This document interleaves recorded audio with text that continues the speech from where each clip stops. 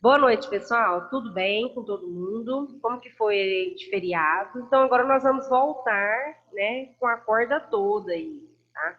E hoje nós vamos começar um assunto que é de extrema importância na bovinocultura de corte. Além da nutrição, que é uma das partes primordiais na bovinocultura de corte, hoje nós vamos estar falando sobre manejo de pastagem. Eu acho que vocês já viram muito isso aí com o professor Rafael. Então, hoje eu vou dar só uma pincelada na importância do manejo de pastagem na bovinocultura de corte. Vamos lá. Então, o que acontece, pessoal? Deixa eu arrumar. Então, vamos lá. Então, hoje nós vamos estar falando um pouco sobre bovinocultura de corte. Manejo de pastagem na bovinocultura de corte. Então, pessoal, o negócio é o seguinte. Quando a gente fala de manejo de pastagem, a primeira coisa que a gente tem que ter em mente é o que é o pasto, o que é a pastagem. Né? A pastagem é a fração mais econômica da alimentação dos bovinos. A gente já viu isso nas aulas anteriores, que o pasto é a forma mais econômica de alimentar o bovino, né? Onde eu tenho menor custo com essa alimentação, e aí eu faço o sistema de criação animal na forma extensiva, certo? E nós temos aí grande parte dos nossos pastos são formados por pastagens tropicais, ou seja, essas forrageiras elas necessitam para o seu desenvolvimento a energia luminosa. Então, consequentemente, eu preciso de uma boa capacidade fotossintética, ou seja, aquela forrageira ela precisa de boa quantidade de luz para que haja o seu crescimento e o seu desenvolvimento.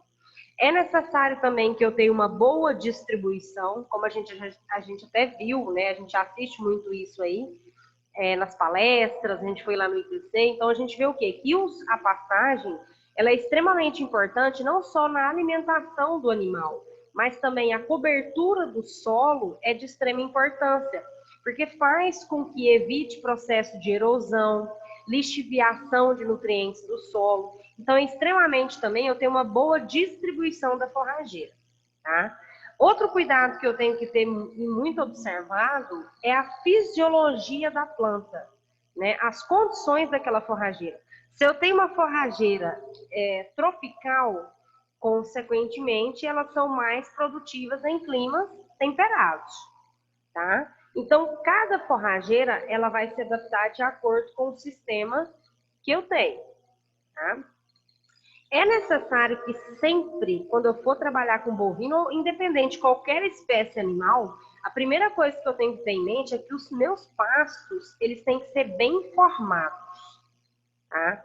E esse pasto, ele deve ser bem adubado, ou seja, bem manejado, para que eu tenha ótimas quantidades de proteína, de energia e de minerais. E, por consequência, vitaminas em proporções adequadas, tá?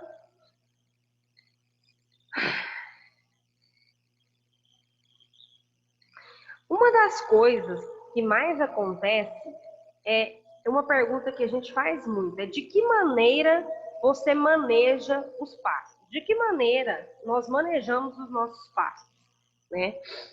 Há muitos anos atrás, um dos principais manejos do pasto era o quê? Botar fogo. Então, até há alguns anos agora, né, muitos produtores rurais têm como pensamento o quê? Tá chegando a época das chuvas, eu vou botar fogo no meu pasto, porque aí eu queimo todas as pragas que tem no pasto, e aí eu inicio uma nova rebrota nas primeiras chuvas. E esse capim, ele vai vir verdinho, bonitinho, e o produtor adora ver esse tipo de capim lá no pasto. Mas isso, pessoal, já foi comprovado que é extremamente prejudicial para a forrageira e também para o solo. A queimada em si, ela desestrutura todas as bactérias que contém no solo, ocorre a perda por evaporação de todos os nutrientes que contém no solo, principalmente nitrogênio, fósforo e potássio, que são essenciais para o crescimento da planta, e também a planta forrageira. Quando a gente faz a queimada dessa forrageira, automaticamente eu elimino todos os possíveis fatores que vão atribuir o crescimento dela. Vai demorar mais tempo para crescer. E aquele solo também, ele demora muitos anos para se recuperar. Então, um dos principais manejos que nós realizávamos, o pessoal realizava, os pecuaristas, era a queimada do solo.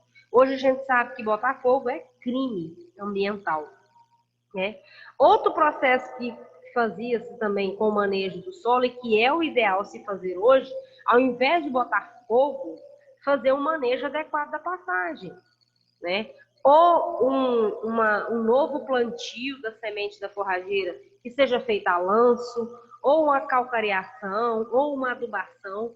É sempre adequado fazer um manejo daquela forrageira e não a queimada dessa forrageira, desse solo, né? Qual que é o processo de perda de vigor e produtividade? Ou seja, quando eu boto fogo nesse solo, nessa pastagem, a primeira coisa que eu faço é não dar possibilidade de uma recuperação natural daquela forrageira. Eu vou, consequentemente, causar a degradação do solo e vou prejudicar os recursos naturais. Então, a gente sabe que a gente pode causar redução da quantidade de água, redução dos micro-organismos que são necessários ali no desenvolvimento na raiz daquela forrageira e também na sustentação daquela forrageira no solo. Então, tudo isso é devido a um manejo inadequado. Quais são outros fatores que também afetam a qualidade da pastagem? A escolha da espécie, que é essencial. Então, a primeira coisa que a gente faz, pessoal, o primeiro manejo que nós fazemos para a implantação de qualquer forrageira ou qualquer manejo de pastagem é a escolha da espécie. Mas para mim escolher a espécie, o primeiro manejo que eu tenho que fazer chama-se análise do solo. Para que eu vou fazer a análise do solo? Para mim verificar quais as condições do meu solo. Qual a quantidade de nutrientes, qual a quantidade de micro-organismos que tem naquele solo, né? E aí, qual que é a característica daquele solo? Se é um latossolo, se é um solo vermelho, se é um solo arenoso, para me adaptar a qual espécie que eu vou submeter naquele lugar, naquele local que eu estou formando inicialmente, tá? E quando, a partir daí, eu vou fazer a formação inicial. E aí eu posso fazer de várias formas. Plantio direto, plantio a lanço, plantio por cobertura. Então, vai variar de acordo com o intuito que a gente tem ali naquele local, naquela pastagem, tá? A adubação é essencial, porque eu vou fornecer nutrientes tanto para o solo quanto para o crescimento da planta. Então, a adubação ela é essencial. Depois da adubação, eu venho com o manejo. Quais são os principais manejos que a gente faz na pastagem? Controlar a entrada dos animais, a saída dos animais, a altura do pasto. Então, tudo isso são manejos que vão, consequentemente, não causar isso que a gente está vendo nessa imagem aí. O animal com score de condição corporal 1. Então, o animal que está quase morrendo, é uma vaca que está para cair, e ainda tem um bezerro mamando. Então, ela não tem condições de se manter. Então, a gente tem que evitar esse tipo de imagem aí nas propriedades, tá? Com relação à pastagem, um dos principais manejos que a gente pode fazer depois da implantação da pastagem são duas principais características. Eu posso fazer a recuperação do meu solo ou eu posso renovar o solo. Quando eu falo em recuperação, eu já tenho automaticamente ali aquela pastagem implantada. E o que eu vou fazer? Eu vou restabelecer a produção com uma mesma espécie. Aí eu posso vir a fazer um plantio a lanço, né, que é onde ocorre a distribuição ao ar das sementes, né? Algumas propriedades geralmente fazem a adubação e depois jogam a lanço, né? E vão fazer o quê? Isso aí é o que a gente chama de recuperação. Agora, quando eu falo em renovação, eu vou restabelecer uma nova espécie naquele local. Então, o que é essa nova espécie que eu vou utilizar? Aí eu vou fazer primeiramente um diagnóstico. Principalmente quando o meu pasto está em condições de criação de cupim, igual a gente está vendo aqui em cima, né? Então, geralmente nessas condições são solos ácidos, solos com baixa quantidade de nutrientes, solos pobres em nutrientes, né? E, consequentemente, é um solo que necessita de uma correção, de uma adubação. Então, eu vou fazer um diagnóstico primeiro. Esse diagnóstico seria o quê? A análise do solo, tá? Depois, um histórico da área. Com quantos anos essa área vem sendo explorada? Quais os animais foram colocados? Qual foi? Essa área sofreu alguma adubação? Sofreu alguma queimada? Então, a gente verifica tudo isso e, a partir daí, eu determino o que eu vou criar nesse pasto. Vou criar vaca? Vou criar novilha? Vou criar bezerro? Não, vou criar tourinho? Então, a gente determina aquilo que eu vou trabalhar e, a partir daí, eu seleciono qual que é a forrageira que eu quero trabalhar. Tá? Então, existem duas características, a recuperação e a renovação. Tá? A recuperação é essencial quando aquele pasto ele foi implantado e eu tenho uma boa formação da forrageira. Então, quando que eu faço a recuperação? Quando eu vejo que ainda tem uma boa cobertura do solo ali naquele local. Então, aí eu faço a recuperação daquele pasto. E também quando eu vejo que não tem plantas invasoras. E aí, consequentemente, facilita o manejo de recuperação. Consequentemente, eu tenho um solo coberto, um solo sem erosão. Isso significa o quê? Que o meu capim que eu plantei anteriormente, o pasto que eu fiz, está bem formado. Então, eu não preciso fazer uma renovação, ou seja, retirar aquela forrageira, revolver o solo e plantar de novo. Não, eu vou fazer uma recuperação. Inicialmente, depois que eu faço a análise do solo, que eu vejo se aquele solo tiver com deficiência de nitrogênio, eu faço apenas uma adubação nitrogenada. Se aquele solo tiver com totalmente déficit, né, de nutrientes, aí geralmente a gente faz adubação de NPK, nitrogênio, fósforo e potássio. Né? Aquele solo está muito ácido, está muito pobre em micronutrientes, eu posso fazer uma calcareação. Então, vai variar de acordo com o principal intuito ali, conforme a análise que eu faço. Tá? E como eu comentei, né? Eu posso fazer uma correção superficial, usando apenas o calcário ou o gesso, ou eu posso fazer aí o replantio de algumas partes com a utilização de sementes a lanço. Tá? Então, quando que eu faço a recuperação? Quando a minha forragem, quando o meu capim ali no pasto ainda está bem formado. Já a renovação é quando aquele solo está totalmente desestruturado. Quando eu já tenho alto índice de erosão, quando eu tenho alta perda de forrageira, aí eu faço a renovação. O que é a renovação? É a destruição parcial daquele local, daquela forragem, daquela pastagem. Então, eu vou revolver, onde eu faço o retiro, né, totalmente aquele pasto. Eu vou fazer o revolvimento do solo. Consequentemente, eu faço a compactação desse solo. Para mim, a compactação é essencial porque eu faço com que haja maior quantidade de matéria orgânica. Consequentemente, aquela forragem que tem ali, ela vai ser utilizada também como palhada, como uma parte que vai ajudar na nutrição daquele solo, tá? E aí eu introduzo uma nova forrageira. Eu posso utilizar pastagem tropical, leguminosa, pânicos, dependendo da qualidade, da característica do meu solo. Tá? Algumas propriedades, quando vão fazer a renovação do solo, quando verificam que há muita quantidade de plantas daninhas ou plantas invasoras, antes de fazer o revolvimento do solo, fazem a dissecação dessas plantas daninhas. Então, usa o produto para dissecar e depois faz o revolvimento desse solo. Também pode ocorrer a renovação do solo sem a compactação, é onde a gente faz o plantio direto. Tá? Então, eu posso fazer ali em linhas o plantio daquelas sementes de forrageiras. Tá? E aí, consequentemente, posteriormente, eu faço a correção e adubação, a ressemeadura. Tá? Algumas propriedades fazem muito o plantio de culturas no primeiro ano e depois, no ano subsequente, utilizam a forragem e colocam os animais no pasto. Por que geralmente o pessoal faz esse sistema?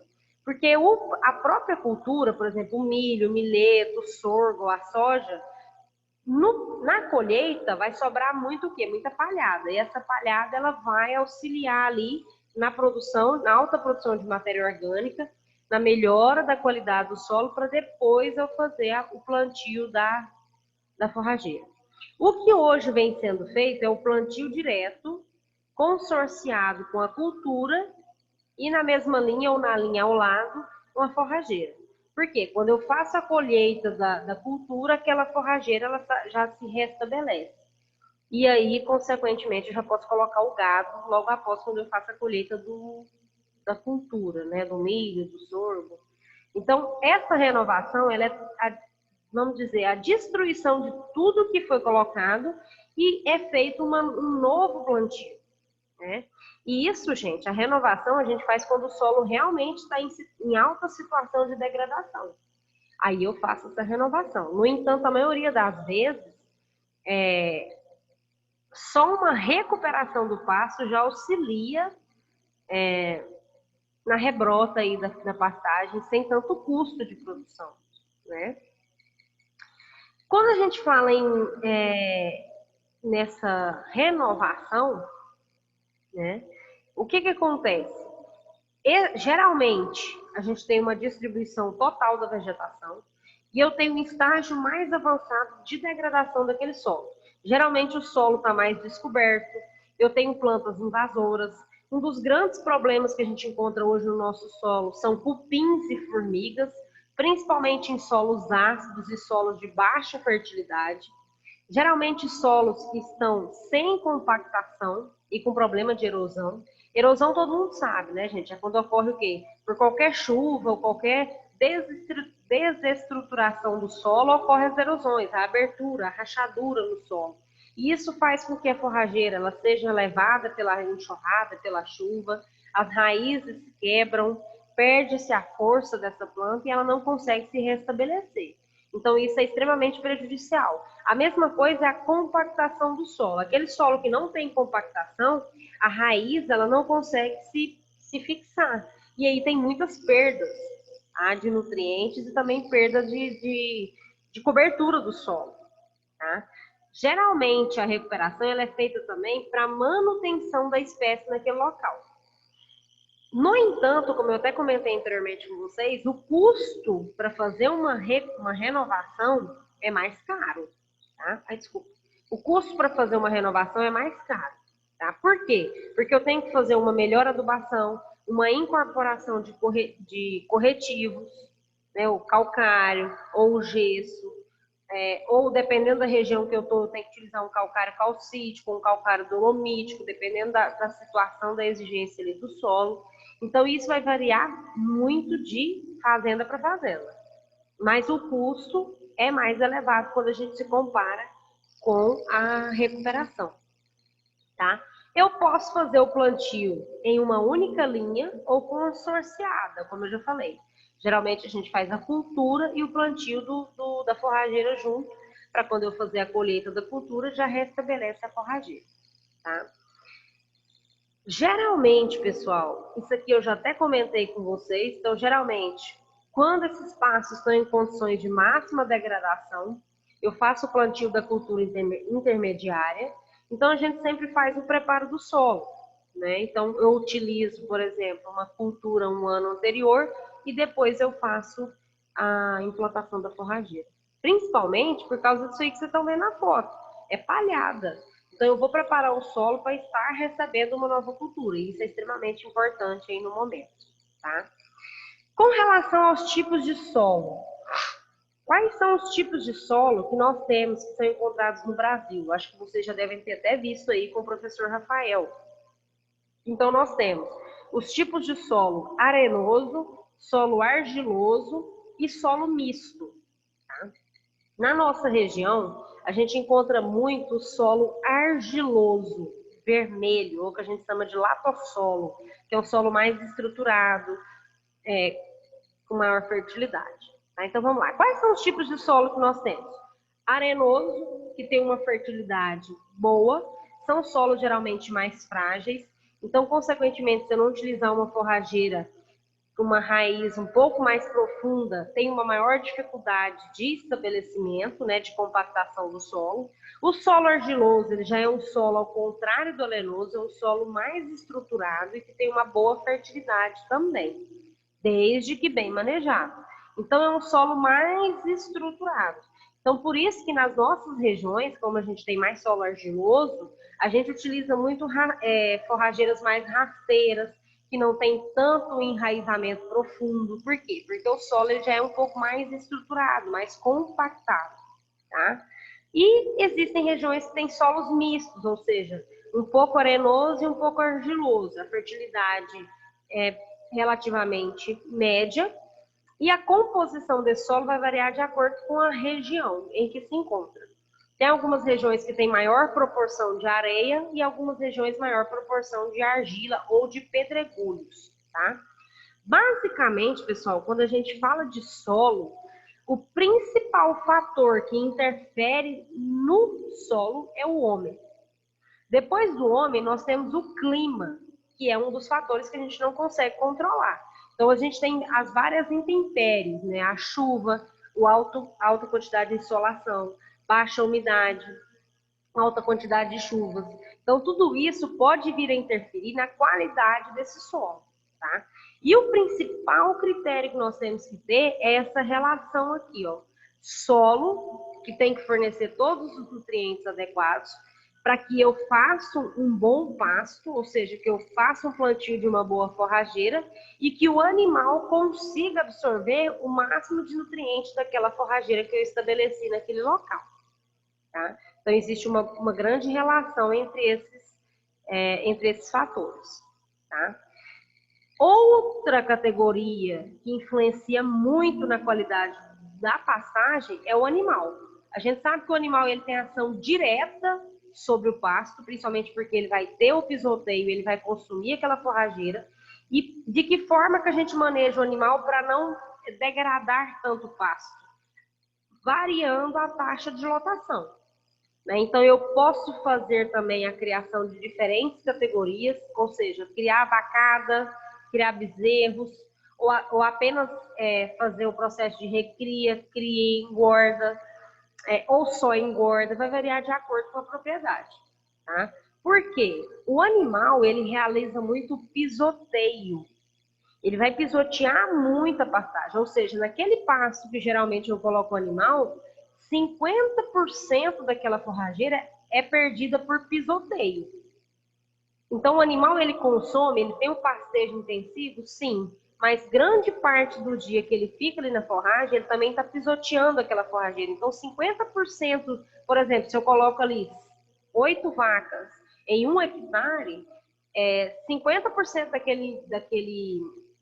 daquela área vai ser perdida por pisoteio. Por isso que a gente tem que fazer um controle da taxa de lotação. Então, o animal, ele possui uma interferência direta sobre o pasto, tá?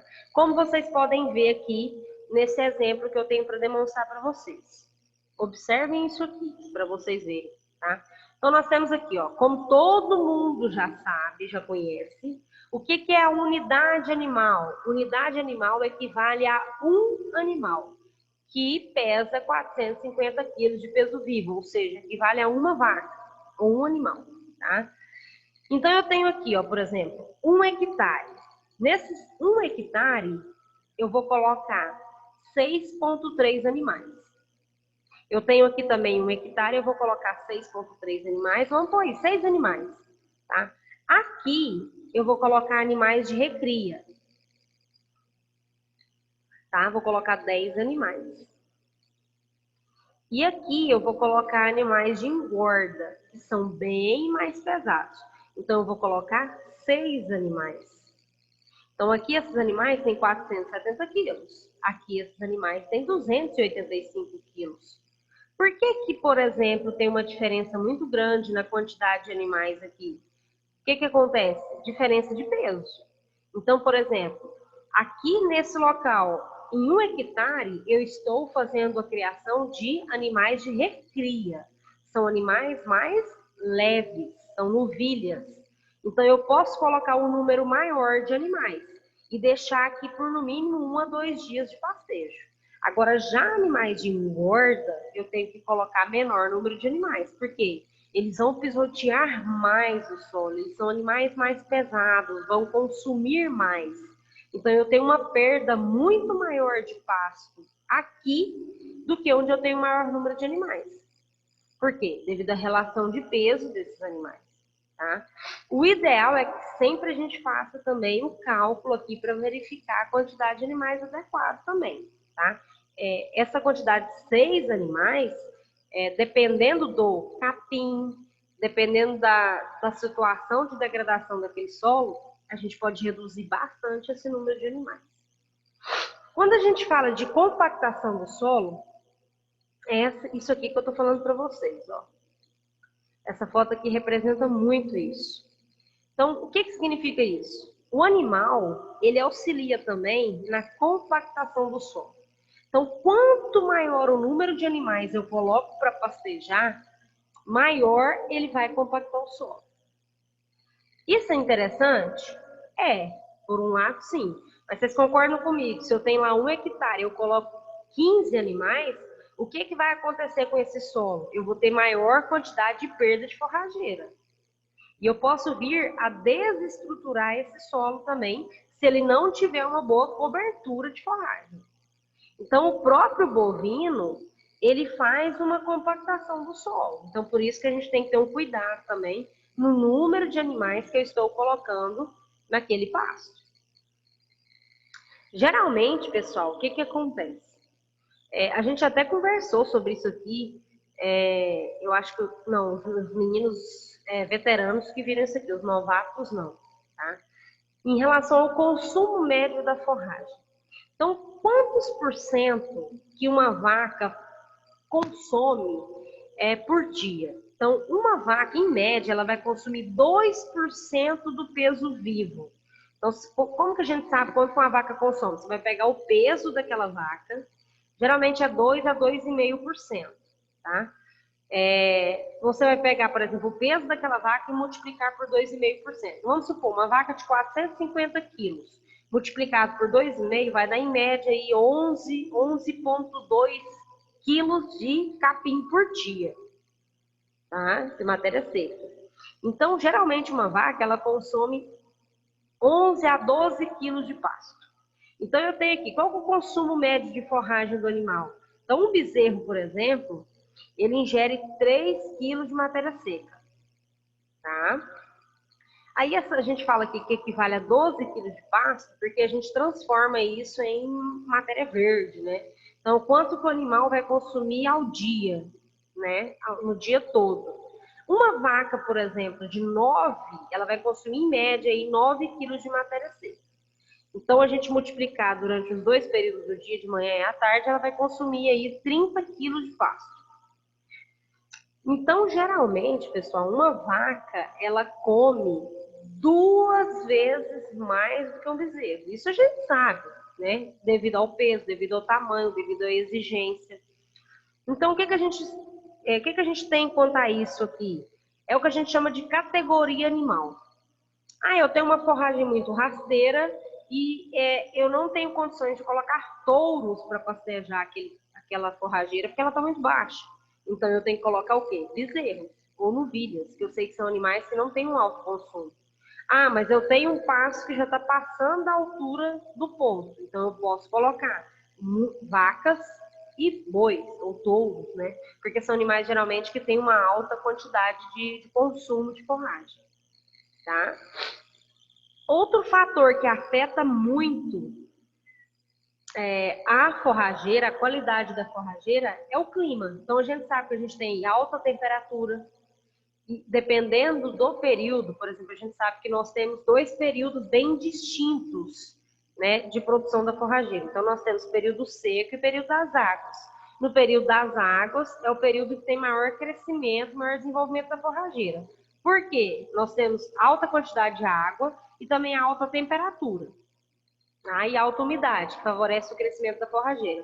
No período seco, nós temos o quê? Ao contrário. Eu tenho uma baixa umidade, baixa quantidade de água e alta temperatura, o que faz com que aquela forrageira ela paralise o seu crescimento.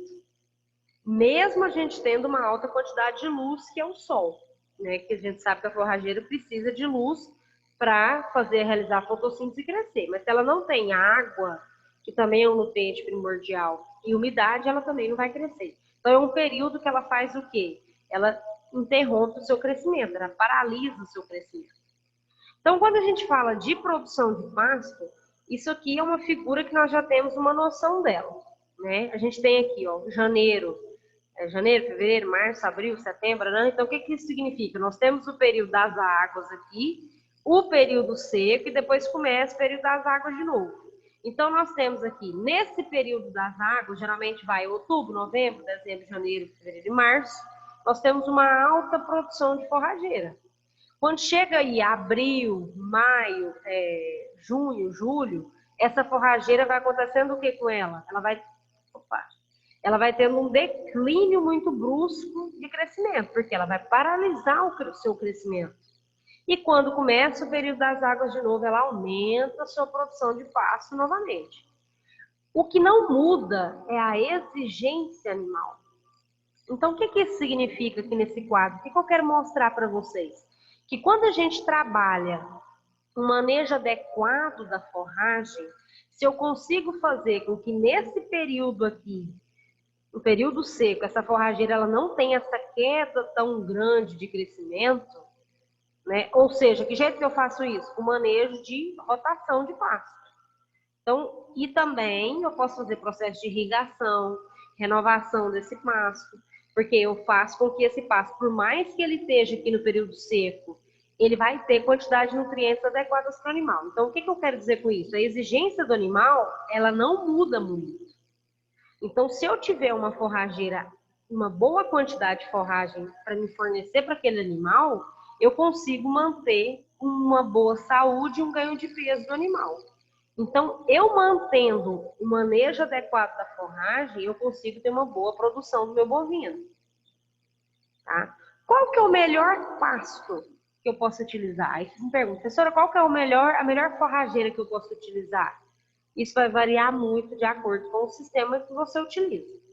As nossas pastagens mais utilizadas hoje, desde muitos anos, hoje a gente sabe que nós já temos inúmeras forrageiras que são utilizadas. Nós temos aí o Tamani, inúmeras que vêm se desenvolvendo, Tifton, Capim Estrela, inúmeros, né, que surgiram com o passar do tempo, foram desenvolvidos.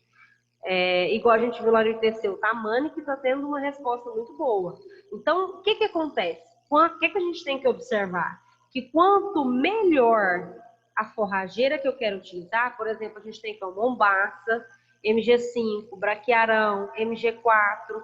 Então, a umidícola, por exemplo, é uma forrageira com menor exigência. Então, quanto maior, por exemplo, eu quero plantar Mombaça, então tem que saber que é uma forrageira que tem uma maior exigência de fertilidade do solo.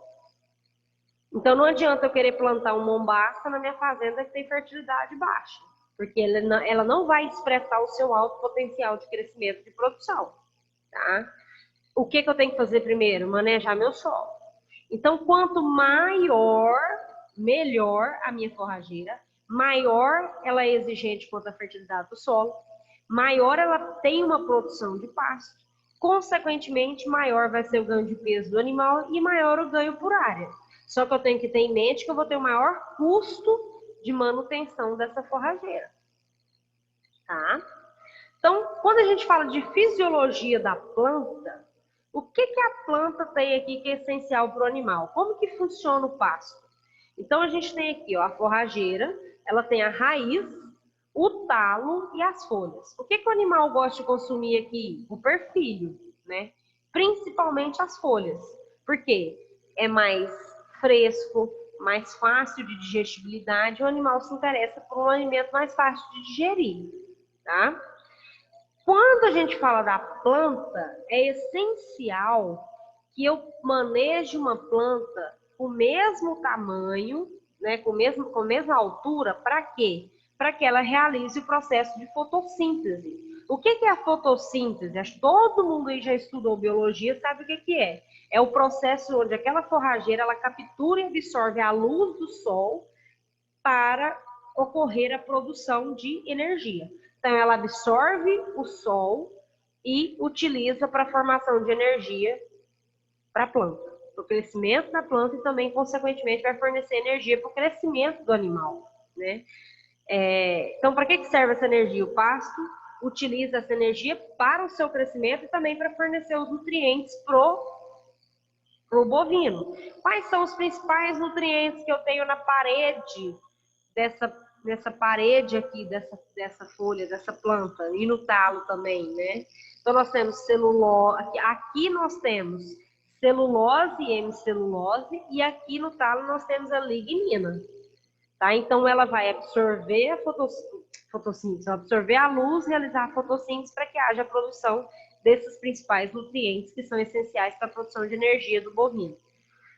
Então, o que acontece? Quando eu faço o manejo da forrageira, o principal que eu devo preservar é o ponto de crescimento da forrageira.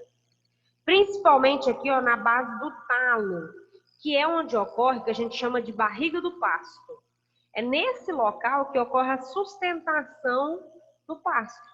Então, se eu deixar que o animal entre e consuma toda essa forragem aqui e abaixe muito a forrageira, o que vai acontecer? Esse ponto de crescimento dessa forrageira vai ser prejudicada. Então, ela vai demorar muito mais tempo para se recuperar. E aí ela tem maior dificuldade também na absorção de água e de nutrientes. Por que o pasto demora muito tempo para desenvolver? Porque eu deixo o animal fazer um super pastejo. Então o animal consome toda a forrageira até no talo. E isso prejudica o ponto de crescimento da forrageira. Por isso que nós temos que fazer o quê? Conservar esse ponto de crescimento. De que forma? Manejando o animal na entrada e na saída do animal naquele pasto, tá? Existem inúmeras formas, né, de forrageira. Então, a gente tem, por exemplo, o braquiarão, que já é uma forrageira um pouco mais, vamos dizer assim, em formato de touceira. Então, ele faz esse formato mesmo mais de touceira. Nós temos aqui a umidícola, que geralmente é uma forrageira mais cespitosa, né, mais rasteira. Então, ela é extremamente importante para a cobertura do solo. Já o mombaça é uma forrageira mais ereta, ou seja, no sentido ereto, né? Ela é mais para cima. Então, ela faz touceira também, mas no movimento ereto, um movimento mais para cima, diferente do braquiarão e da umidícola. Então, quando a gente fala nessas duas espécies aqui, é essencial que a gente tenha um autocuidado com essas forrageiras. Por quê? Vocês concordam comigo que a mombaça, se o animal realizar um super pastejo aqui dela, ela vai ter dificuldade para rebrota, mas ela ainda vai ter aqui um pouco de quantidade de talo para crescer. Já essas forrageiras bem mais rasteiras, se eu deixar o animal consumir muito essa forrageira, ou fazer um super pastejo, ela vai demorar muito mais a rebrotar. Por quê? Chega até o animal, vocês podem ver que o sistema radicular é mais superficial. Então, o animal consegue retirar essa forragem do solo. Então, automaticamente, eu tenho uma perda maior da forrageira e uma menor cobertura do solo. Então, eu tenho que ter bastante cuidado com a forrageira que eu escolho e com o manejo que eu faço da minha forrageira. Quais são os manejos que eu tenho que fazer na forrageira para preservar o solo? Primeira coisa, eu verifico o pastejo que esses animais estão realizando ali naquela forragem. Por exemplo, quando eu tenho um capim ali bem desenvolvido, bem implantado, mas aí os meus animais entram nesse capim só um dia, né? Eu tenho um capim muito alto, que está passando do ponto, mas aí eu coloco os animais lá para pastejar só um dia. É o que a gente chama de subpastejo. Os animais vão consumir ali só a folha, só o talinho, né? E eu já tiro os animais. Então, consequentemente, o que vai acontecer? Esse pasto vai continuar crescendo e vai ter uma alta lignificação, ou seja, alta produção de talo. Esse talo, quando passa do ponto, o animal não consegue digerir, porque ele é indigestível, fica mais duro mesmo, é igual quando a gente chupa cana, né? É mais duro, é mais fibroso, e isso para o animal não é interessante. Então, o animal tem dificuldade de digerir essa fibra. Então, consequentemente, eu tenho uma menor eficiência na utilização desse pasto, Outra coisa também, se o animal não pasteja a quantidade, a altura adequada, eu tenho um alto sombreamento. Então, aquelas forragens que estão abaixo aqui, que ainda estão desenvolvendo, elas não vão crescer de forma correta. Por quê? Porque esse sombreamento impede que chegue luz nessas plantas que estão mais abaixo, e aí elas não têm um bom desenvolvimento, tá? Ocorre também o entouceramento, ou seja, como é que eu posso falar para vocês a palavra correta, né? Embaraçamento ali, a touceira mesmo, que faz com que essas folhas, esses talos, eles se enrosquem muito e impede o seu crescimento. Isso também é um prejuízo. Então eu tenho o quê? Além desse entouceramento, uma grande perda de pasto. Por quê? Porque não está entrando solo, não está entrando luz para desenvolver a forragem, e eu tenho alta quantidade de capim aqui que, vamos dizer, está perdido, né? Porque não tem, está tendo muito talo. E aí é um prejuízo.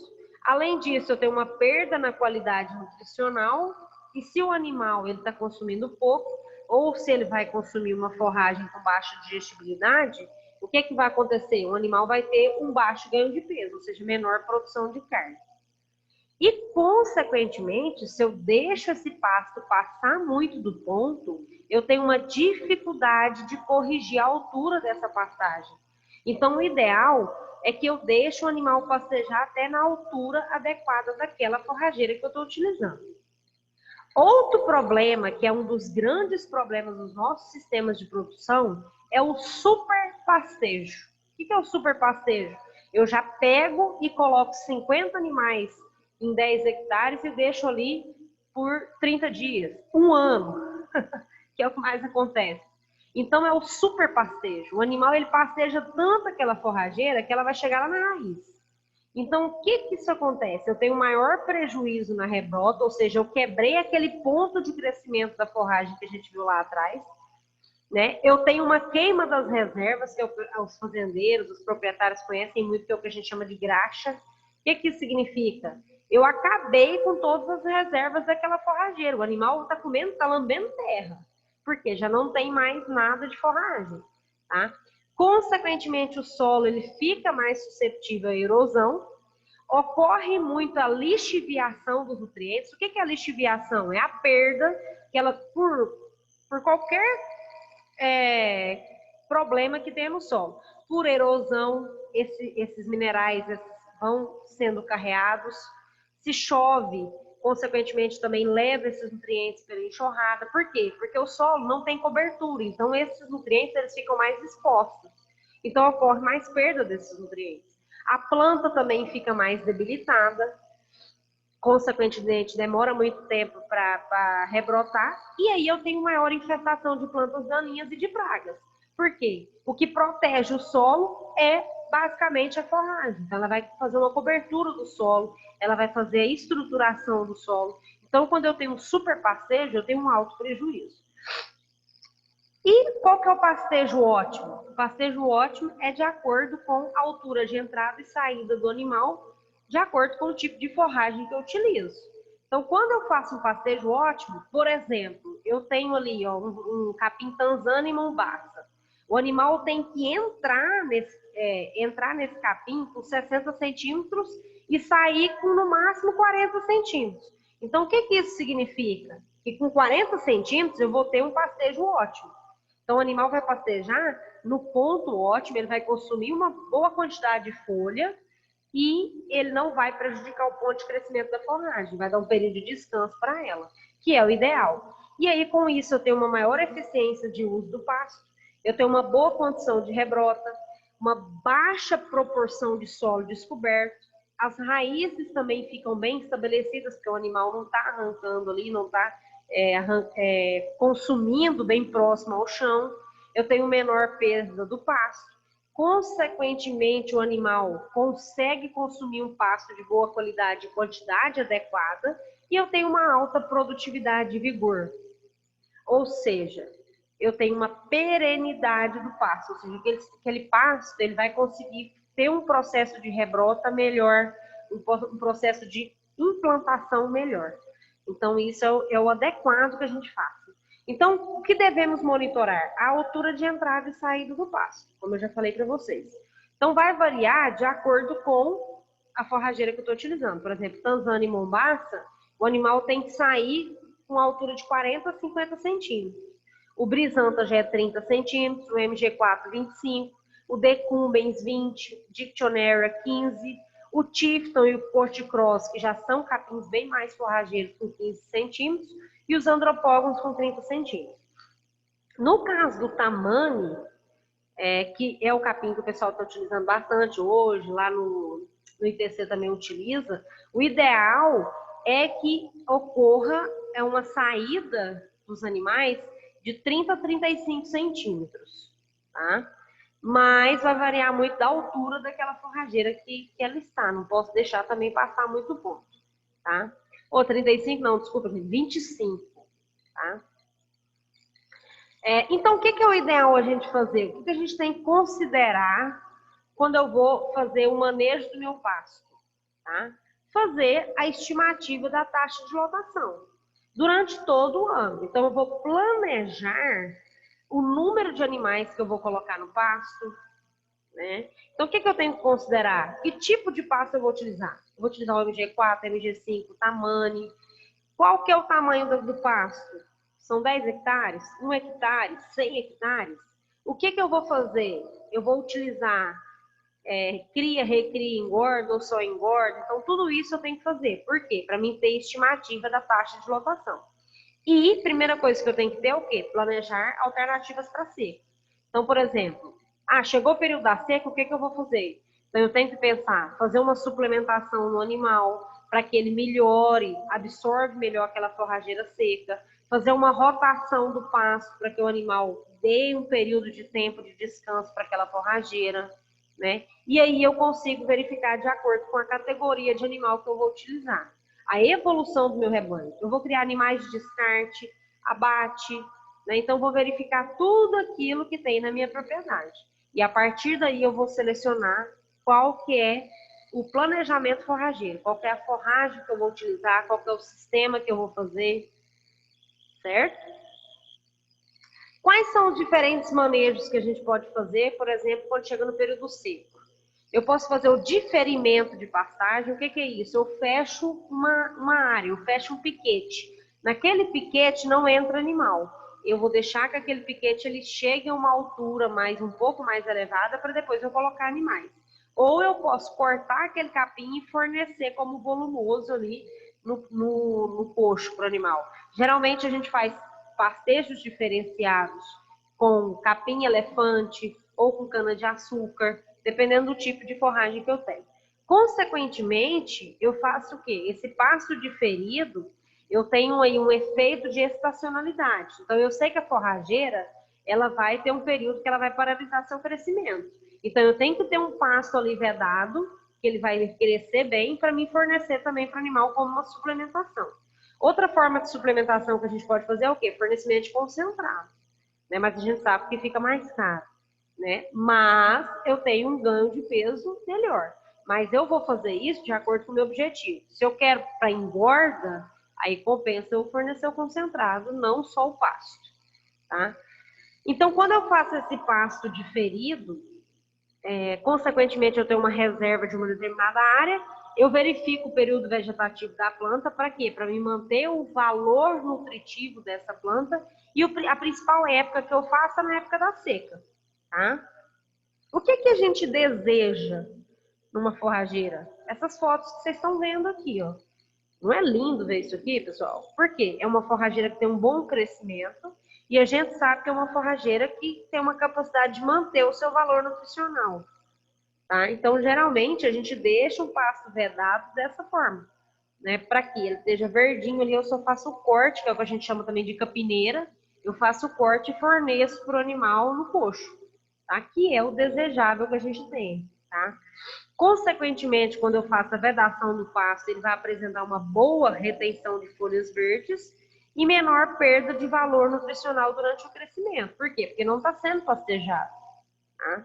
Quais são, geralmente, as forrageiras que eu utilizo? Geralmente a gente utiliza braquiária, decumbens, capim-marandu, ou Sinodon, por exemplo, né, capim estrela, costicrosos, chiftons, ou o capim pangola também que a gente utiliza, ou o capim elefante, tá? Que geralmente são forrageiras que têm um crescimento prostrado ou decumbente, tá? O elefante, por exemplo, já é um capim com crescimento ereto, né? E tem uma boa quantidade de proteína e NDT, então a gente pode utilizar bastante o capim elefante, tá? Outro manejo que eu posso fazer no pasto é o manejo de rotação. O que é esse manejo de rotação? É o que a gente já falou lá anteriormente. É o período de dias que eu vou deixar os animais pastejando e aí eu vou rotacionar eles. Então, por exemplo, hoje eles vão ficar num piquete, daqui 2 dias eles vão para outro piquete. Como que eu determino o dia que esses animais vão ficar no piquete? Eu faço o cálculo primeiramente, do número de piquetes e depois eu verifico o tamanho, né, a entrada de altura e saída daquela forragem. Geralmente, né, o capim elefante ele tem uma produção de matéria seca aí de 20 toneladas, como a gente já falou, e no período das águas ele tem uma alta produção, em média de 200 dias ele tem uma boa produção aí de 20 toneladas por hectare. Tá? Então é um capim bastante utilizado aí, tanto em capineira quanto no manejo de rotação. Mas geralmente para rotação a gente utiliza mais braquiárias mais baixas, né? Com relação à lotação rotativa, geralmente, por exemplo, uma forrageira que tem 45 dias de descanso, a gente faz aí, pode-se fazer um dia de ocupação, né? Então, como que eu calculo aqui o número de piquetes, mais ou menos? Eu considero o período de descanso da forrageira, então eu posso colocar aqui, ó, 45. Qual que é o período de ocupação? Um dia mais um. E aí eu faço aqui o cálculo. Geralmente a gente vai fazer aí, ó, vocês pegam 45 dividido por 1, 45, não é isso?